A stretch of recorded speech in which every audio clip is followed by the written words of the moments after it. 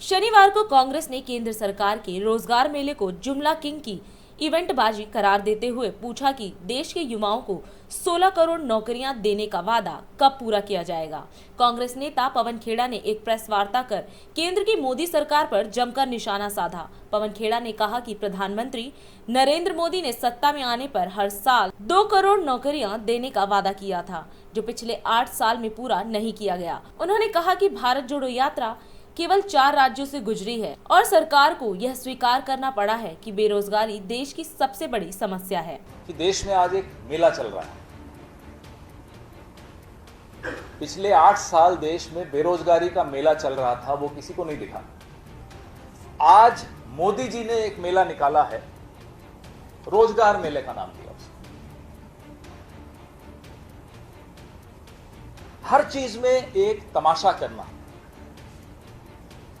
Covid हो तो तमाशा, Covid से लोग मर रहे थे तब भी तमाशा, लोग बेरोजगारी में हाय तौबा मची हुई है पूरे देश में, फिर तमाशा। इस देश ने सरकार चुनी है, तमाशबीन नहीं चुने। ये तो धन्यवाद है भारत जोड़ो यात्रा को कि बेरोजगारी शब्द नागपुर वालों को भी थोड़ा थोड़ा समझ में आने लगा कि हां बेरोजगारी है, नहीं तो आंखें बंद थी सबकी, कान बंद थे सबके। और प्रधानमंत्री जी को भी समझ में आया कि बेरोजगारी वाकई एक मुद्दा है। इतना बड़ा मेला, कितनी नौकरियां? 75,000। वादा क्या किया था? अगर वादे पे हम जाएं तो 16 करोड़ नौकरियां पिछले 8 साल में मिलनी थी, उसका हिसाब दे देते मेला शुरू होने से पहले। मैं आपको ज्यादा समय नहीं लेते हुए यूपीए के वक्त नौकरियों का हिसाब किताब दे रहा हूं। हम लोग डरते नहीं हिसाब किताब देने से, और दीपावली के वक्त लेखा जोखा हमारे सांस्कृतिक परंपरा है। सारा बही खाता सामने रखना चाहिए, मोदी जी को भी रखना चाहिए, हम रख रहे हैं। एसएससी के 68 से 69,000 नौकरियां प्रति वर्ष मनमोहन सिंह जी की सरकार में मिलती थी। ये पब्लिक नॉलेज है, सब सार्वजनिक आंकड़े हैं, कहीं छिपाने वाली बात नहीं है।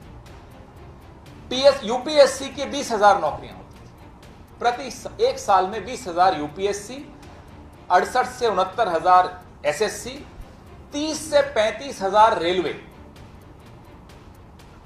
बैंकिंग में 50,000 नौकरियां एक साल में मिलती थी। डिफेंस में 1.5 लाख नौकरियां प्रति वर्ष मिलती थी।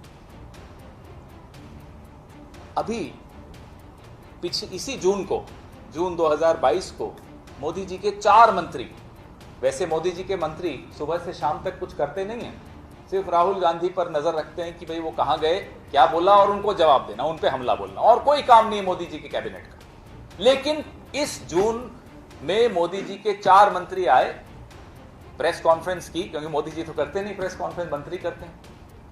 प्रेस कॉन्फ्रेंस करके बोला कि जून 2023 तक 10 लाख नौकरियां देंगे। आज क्या है जी? अक्टूबर खत्म हो रहा है, 6 से 7 महीने बचे हैं इस वादे में। आज मोदी जी ने भाषण में कह दिया दिसंबर 2023 तक 10 लाख नौकरी, वो भी समय आगे बढ़ा दिया। धीरे धीरे 2025 तक ले जाएंगे बात को, तब वो नहीं रहेंगे प्रधानमंत्री, लेकिन फिर भी ये हिसाब तो दीजिए। ये 75,000 नौकरियां देकर, मेला लगाकर, और ये नौकरियों के बारे में भी बता दूं आपको, इन सबका रिजल्ट कब आया साहब? हम पूछते हैं। क्यों बच्चों की जिंदगी के साथ खिलवाड़ करते हैं? रिजल्ट 3 महीने पहले आया, 4 महीने पहले आया, 6 महीने पहले आया, आपने रोक लिया कि चुनाव आए गुजरात में और हिमाचल में और फिर मेला करें और तमाशा करें और बोले दिल्ली जी नौकरी ले लीजिए। वो बच्चे जो इंतजार कर रहे हैं, उनकी पूरी जीवन के निर्णय इस अपॉइंटमेंट लेटर पर आधारित होते हैं। अपॉइंटमेंट लेटर मिलेगा, शादी करेंगे, घर बनाएंगे, अपना परिवार को आगे बढ़ाएंगे, सब आपके इस तमाशे की इंतजार कर रहे हैं पिछले 6 महीने से। क्यों? हम ये भूल जाते हैं, जो अपने आप को प्रधान सेवक बताता था वो अपने आप को राजा मानता है। अब तो वो मुंह से प्रधान सेवक शब्द बोलते भी नहीं है, क्योंकि उन्हें मालूम है कि कोई विश्वास नहीं करेगा।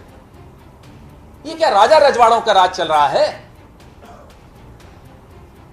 जब मैं कहूंगा तभी अपॉइंटमेंट लेटर देंगे, भले उसमें 6 महीने लग जाए, 4 महीने लग जाए, आपकी जिंदगी तबाह हो जाए, लेकिन चुनाव के पहले नाटक करना है मुझे।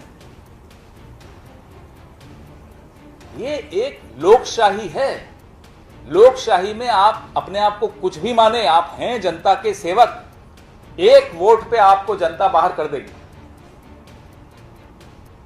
उस जनता को, उस नौजवान पीढ़ी को आप मजाक में एक तरह से उसका जीवन बर्बाद कर रहे हैं।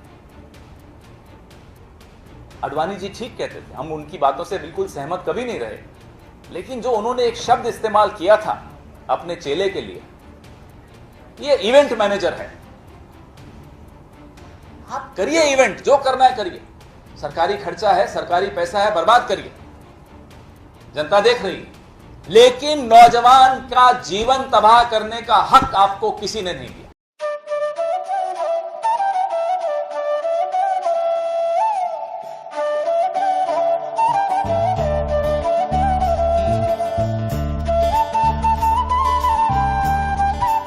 और अधिक खबरों के लिए आप हमारे YouTube चैनल दैनिक इंडिया दर्पण को अभी सब्सक्राइब करें और नोटिफिकेशन के लिए बेल आइकन को प्रेस करना ना भूलें।